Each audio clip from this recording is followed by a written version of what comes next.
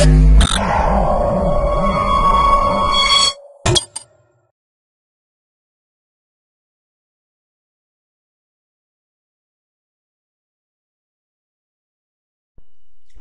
to myprojectbazaar.com.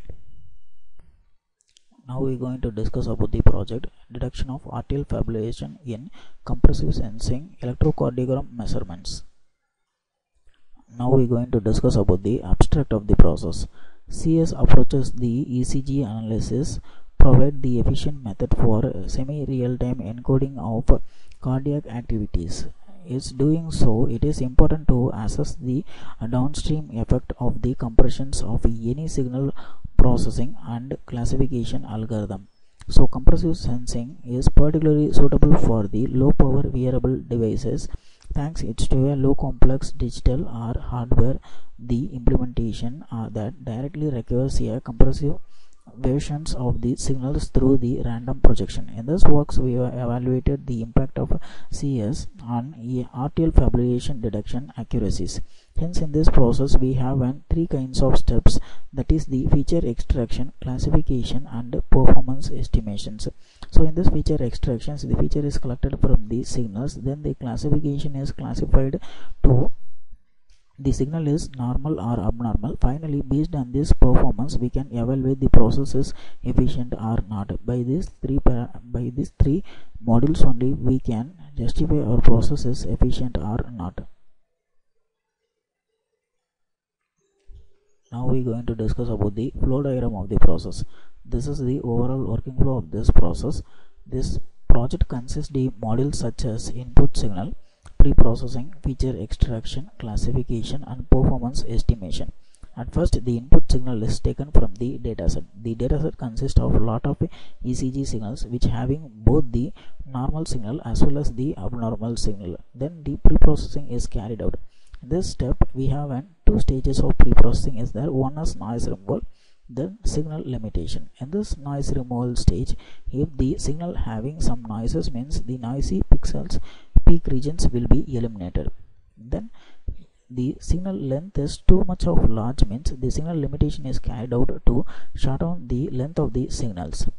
This will improve the performance as well as the speed of the process.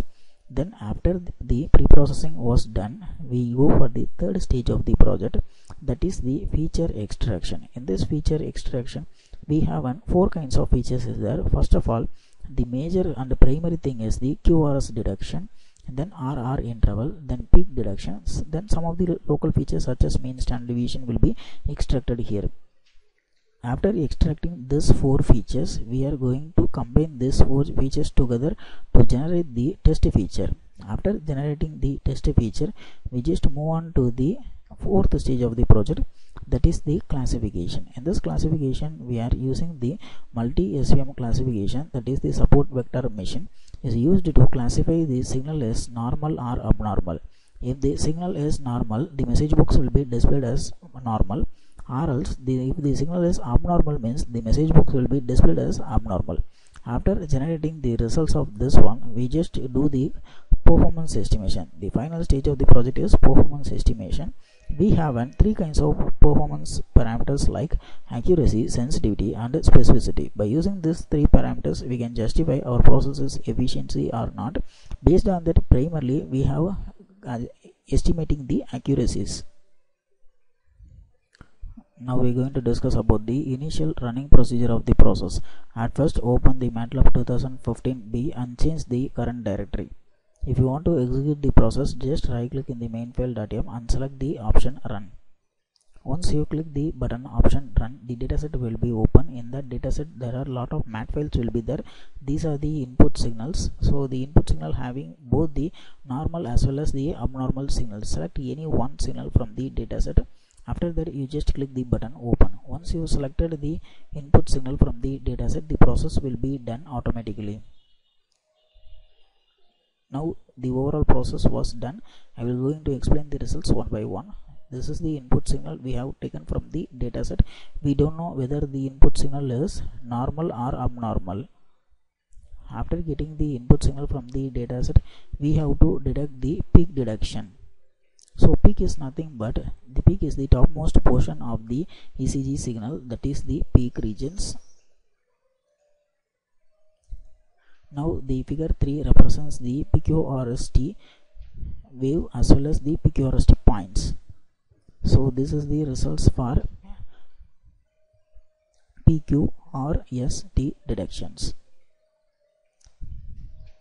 In this one we have the topmost position as well as the bottommost position. The topmost position is the peak value, then the bottommost position is the values, then Q and R, whatever it is, everything was calculated in this figure 3. After that the features will be extracted based on this signal only. After that the classification is done to identify whether the input signal is normal or abnormal.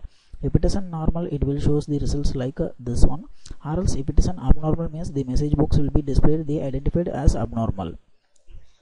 After that the performance table, this is the performance table. We have find out the performance like accuracy, sensitivity and specificity.